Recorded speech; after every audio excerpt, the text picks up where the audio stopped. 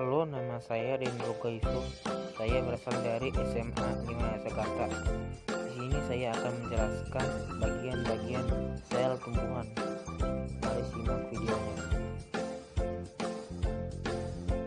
Vakuola. Vakuola merupakan ruang dalam sel yang berisi cairan yang berupa rongga yang diselimuti membran atau kloroflas. Fungsi vakuola adalah pertama, tempat penyimpanan zat cadangan makanan seperti amilum dan glukosa. Dua, tempat penyimpanan pigmen atau daun, bunga, dan buah. Ketiga, tempat penyimpanan minyak atsirik. Keempat, mengatur tubuliditas sel atau tekanan osmotis sel. Terakhir, tempat penimbunan sisa metabolisme dan metabolik sekunder.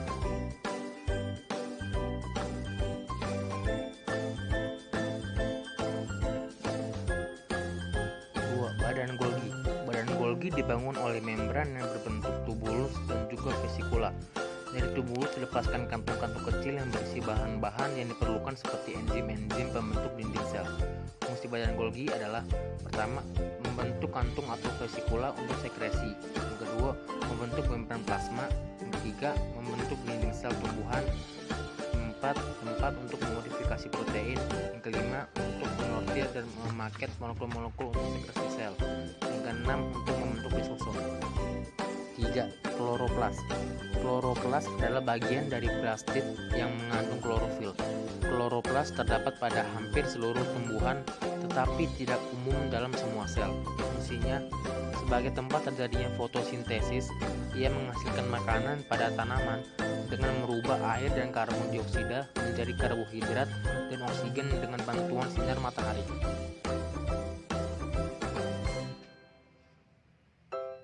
Retikulum endoplasma. Retikulum endoplasma adalah organel yang dapat ditemukan pada semua sel eukariotik. Retikulum endoplasma dapat dibagi menjadi dua jenis.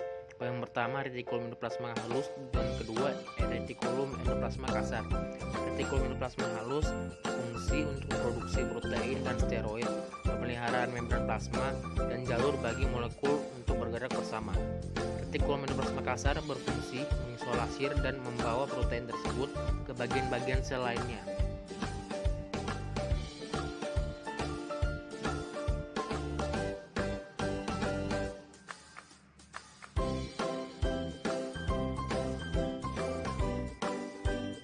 Mitokondria yaitu organel tempat berlangsungnya fungsi respirasi sel makhluk hidup. Selain fungsi seluler lain seperti metabolisme asam lemak, biosintesis primidina, homeostasis kalsium, transduksi sinyal seluler, dan penghasil energi. Fungsi lainnya yaitu sebagai pabrik atau yang memproduksi energi sel yang menghasilkan energi dalam bentuk ATP. Mikrofilamen. Mikrofilamen atau filamen aktin adalah bagian dari kerangka sel atau sitoskeleton yang berupa batang padat dan tersusun atas protein aktin. Fungsinya untuk menahan tegangan atau gaya tarik. Aktivitas mikrofilamen menyebabkan pergerakan seperti aliran sitoplasma dan gerak ameboid.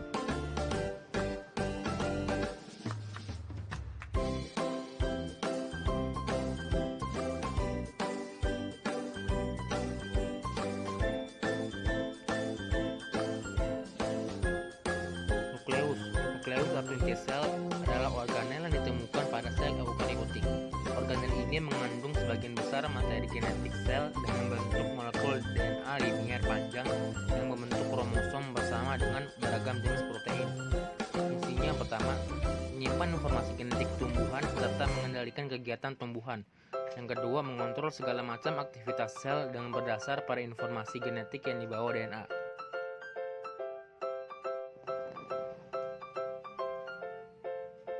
Dinding sel.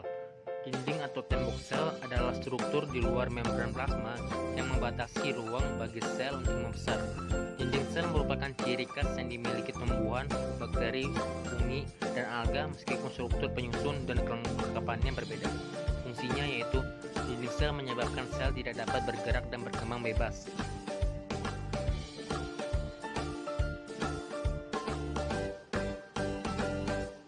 Peroksisom. Peroksisom adalah organel yang ditemukan di hampir semua sel eukariotik yang terbungkus oleh membran tunggal dari lipid yang mengandung protein reseptor. Fungsinya yang pertama, menghasil enzim oksidase dan katalase. Kedua, memecah asam lemak menjadi molekul kecil sebagai bahan bakar untuk respirasi sel. Ketiga, di dalam sel hapti, peroksisom menetralisir racun alkohol dan senyawa berbahaya lainnya.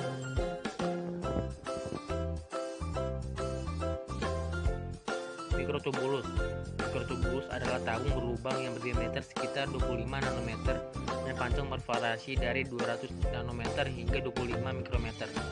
Fungsinya untuk membentuk rangka kerja arsitektur yang menetapkan polaritas keseluruhan sel dengan mengaruhi organisasi nukleus, organel, dan komponen sitoskeleton lainnya.